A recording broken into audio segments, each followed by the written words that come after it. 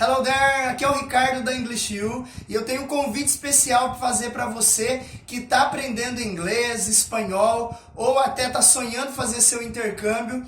O nosso canal do Telegram tem muitas dicas gratuitas para você, com muito conteúdo lá. E esse convite é para que você esteja lá com a gente, acompanhe todo esse conteúdo e realize o sonho de se comunicar com segurança nesse idioma que você está estudando e também realizar o sonho de fazer o seu intercâmbio aí a partir dessas dicas e do nosso acompanhamento. É gratuito. Está aqui no link da descrição desse vídeo que você vai assistir. E vamos então para a dica, que você estava pronto aí para ver nesse vídeo. Espero vocês, vejo vocês lá no nosso canal do Telegram. Bye bye! Present Perfect. Está ali logo no nosso título em vermelho. Past experience. No specific time of when the action was done. O que seria isso? Uma experiência no passado. Esse é o Present Perfect. Porém, ele tem uma diferença do Simple Past, que nós aprendemos. Aquele did que nós usamos para fazer pergunta. Na afirmativa, o verbo muda, porém é o verbo da segunda coluna. Então, a partir de agora, retome aí a tabela de verbos irregulares. E existe, então, como eu utilizo o Present Perfect? No specific time of when the action was done. Não especifica, então, um tempo de quando a ação foi feita. Então, Simple Past, qual era a diferença? Eu tinha um tempo para utilizar o Simple Past. Exemplo aqui na legenda para vocês.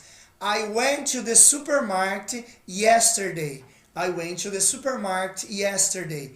Eu fui ao supermercado ontem. Então, o yesterday remete a um tempo. Por isso que eu usei o verbo went, que é o passado simples do go. Se você olhar na tabelinha aí, a terceira coluna dos verbos irregulares, você vai ver que o went, no passado do present perfect, quando não especifica tempo, nós não utilizamos o verbo went, que é o passado simples, e sim o verbo gone. Está aí na legenda para vocês. Seria go no passado, no presente, perdão, went no passado simples e o gone no present perfect ou no participle. Então, quando eu utilizar agora o present perfect, quando eu não tiver tempo específico, eu vou usar essa terceira coluna. Vamos então para o exemplo na forma afirmativa. Primeiro exemplo, repeat please with me. I have seen that move. I have seen that move. Ricardo, eu estou vendo aí o I have. O have significa tenho. Eu já aprendi isso lá na aula do Simple Present. Nesse caso, no Present Perfect, o have ele vai ser o nosso auxiliar da frase. Então, você não vai traduzir como tenho, por exemplo. Então, não vai ser eu tenho. Você não vai dar uma tradução para ele e vai traduzir logo o verbo da frase, que no caso aqui do nosso material é o seen. Seen. Dê uma olhadinha aí no material, na sua tabela, na terceira coluna do verbo see. Então, to see, verbo ver. Só o verbo no passado simples, segunda coluna.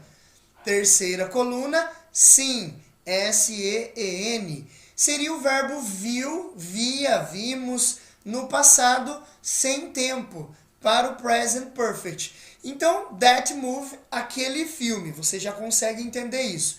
Qual seria, então, o significado dessa frase na afirmativa? Eu vi aquele filme. Quando, Ricardo? Não tem um tempo. Por isso, nós usamos a estrutura do present perfect. O I have, então, é o auxiliar. O eu é a pessoa, o have é o auxiliar, o sim é o verbo da terceira coluna do participle e o complemento continua, como nós vemos a cada aula aqui, que nós vamos fazendo os exercícios. Então, I have seen that movie, eu vi aquele filme. Não tem tempo, não especificou o tempo.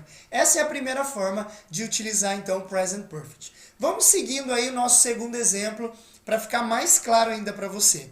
Repeat, please. I have done my homework. I have done my homework. I have, mais uma vez, eu, a pessoa, o have é o auxiliar.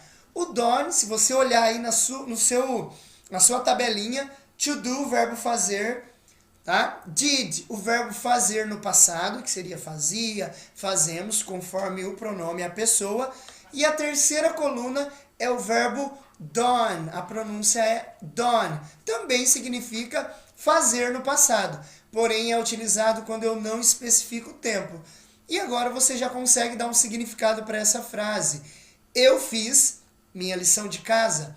Eu fiz o meu trabalho de casa. Então, olha, ficou mais claro ainda para essa segunda frase. Eu utilizo, então, present perfect quando eu não tenho um tempo na frase. Isso não existe no português, por isso causa aí um impacto inicial, porém não é difícil. Você primeiro entende para depois começar a praticar. Terceiro exemplo, repeat please. I have bought new shoes. I have bought new shoes. Eu comprei novos sapatos. Quando? Não sei. Ontem, há 1 hora atrás, 1 semana atrás, 1 ano atrás, 1 mês atrás. Então não tem tempo, eu utilizo a terceira coluna ali e coloco o have, que é o auxiliar do present perfect, para as pessoas eu, você, nós e eles.